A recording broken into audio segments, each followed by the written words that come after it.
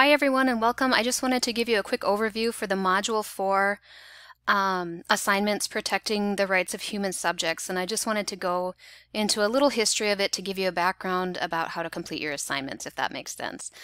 So a few objectives, these were taken right from your module: define human rights, assess the three major principles, conducting ethical research, which is the basis of your written assignment, your course project for the week. Guidelines for protection of human subjects, and analyzing unethical scientific conduct, which is part of your discussion board. So I just want to take a few minutes to go over the content that is covered in your course. And it's Chapter 1, Sections 1.5, and Chapters 2, Section 2.2. And these sections are very short, and I would highly encourage you to read them. They really go over some great information about what has happened in the past, which we'll talk about a little bit, and how we've put provisions in place to keep our patients safe today during research. Also, remember, you have the Module 4 discussion, which I discussed a little bit during our live lecture number 3. And then what we're going to focus on today is protecting your clients in the conduct of research, which is your second part of the course project. So this Chapter 1 section, which I really highly encourage you to read, talks about several violations of human rights during subjects that have happened in our past. So the first one is the Nazi experiments that your book talks about, and this happened in Germany. There were physicians who exposed prisoners of war to mustard gas, made them drink seawater, exposed them to high altitude experiments. People were frozen or nearly frozen to death so they could study the response to hypothermia, and they were infected with diseases so that they could follow the course of disease process. Obviously, this is just horrible. Physicians also continued Hitler's genocide program, sterilizing Jewish, Polish, and Russian prisoners. That's one of the horrible first experiments that your book talks about. The second one is one of the discussion post articles for the week, so you'll get to learn a little bit more about this. But the Tuskegee syphilis study was a very famous study that went on for many years in the South, and it affected over 600 men.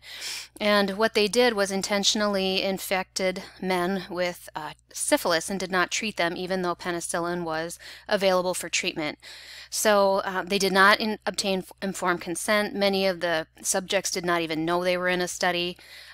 They were given burial insurance, free medical exams, but not treatment for the disease.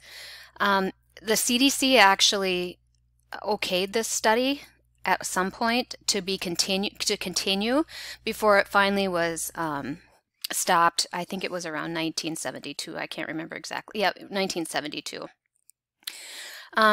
So another one there.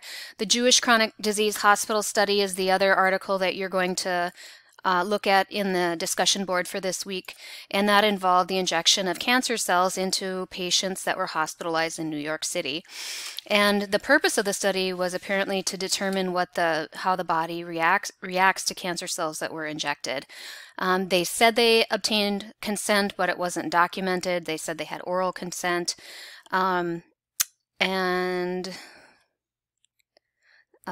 These researchers were eventually found guilty of scientific misconduct, which rightfully so. Willowbrook is one that's not very well heard of. This one talks about how children were infected with hepatitis in a school called Willowbrook, and this was an institution for children with mental disabilities. However, some of the facilities took patients in that weren't mentally disabled and coerced children to participate in this study. And this is a really important study because the fact that they were considered vulnerable patients. Children can't sign consents.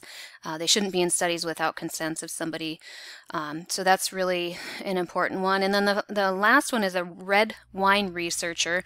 And this was sad because it happened more recently in 2008. And there was a study about a physician who studied the effects of red wine on cardiac health and longevity. However, he manipulated manipulated the study and the study results to come up with data that was not accurate. So just a little brief, I would really highly encourage you to go and read this section. It's so interesting, it's so sad. And then just to give you a little background on the protection that we have for patients now. Because of all these awful things that happen to research subjects, we have many policies and procedures for the protection of human subjects in place. And this is going to be part of your assignment, the last part of the Belmont report here. But let me talk about a couple of the other ones first. The Nuremberg Code became the standard of conduct for research participants, and this was in a direct response to the treatment of how the Nazis were treated. So that one was really the first one that came about, and it kind of set a standard for the rest of the world, how the world implemented different codes of conduct during treatment. I did take a section of the Nuremberg Code out of your book and placed it here. I'm not going to read it to you, but it talks a lot about consent, giving autonomy for patients, that they're given informed consent, they're explained risks and goals, and they also have the ability to back out at any time.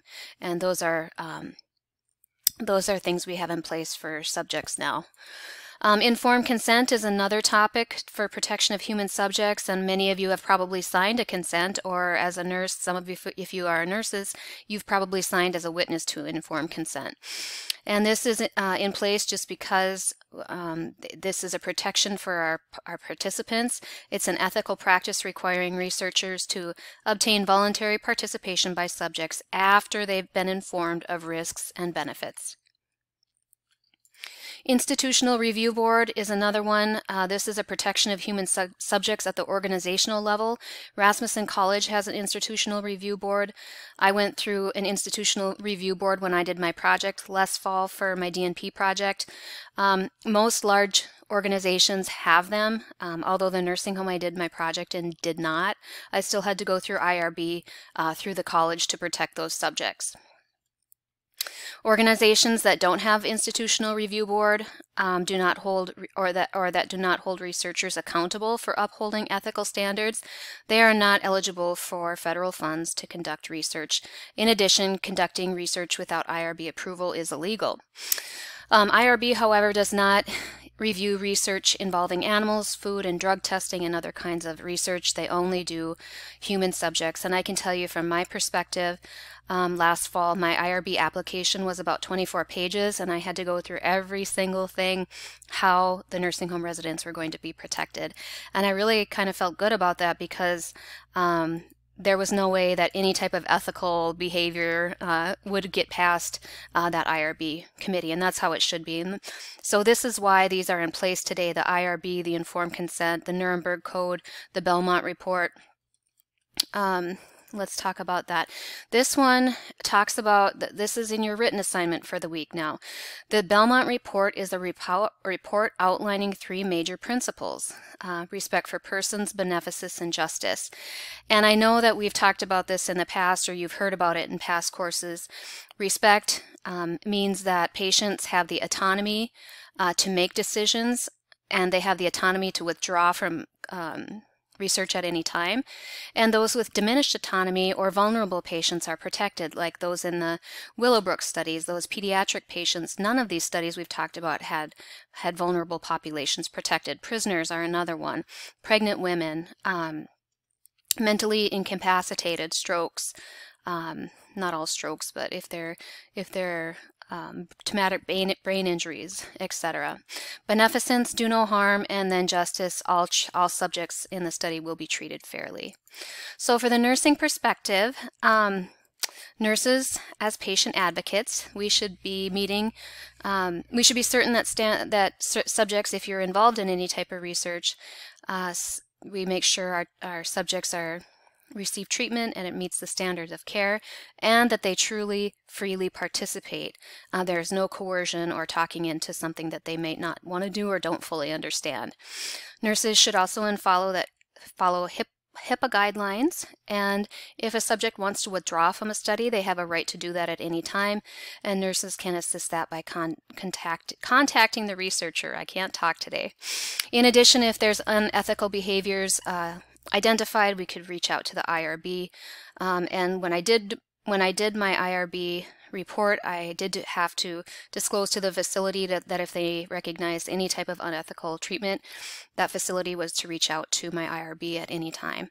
So I really went through the process. Many of you will too if you continue your studies, and it's really a great protection for our subjects.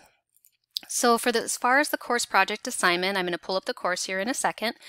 I want you to use the template, or at least use the headings from the template that I have. Make sure you have the headings and the literature support. That's where most people are deducted in this assignment. And finally, use Grammarly. I'm not requiring you upload the report, but I can tell right away if you do or don't use it. So please use it. It helps you turn in a great paper. And let me know if you have questions. I'm going to go to the course here and go to week 4. Our quantitative research section. I talked about the discussion. Remember, with your last names, it depends on which article you're going to read initially. So your initial post is going to be based on that. Whoops, wrong course, sorry. Your initial post is going to be based on that article depending on your last name. So I did, so right here I went over this. I'm not going to go over the discussion again. The course project, use your templates, place the section.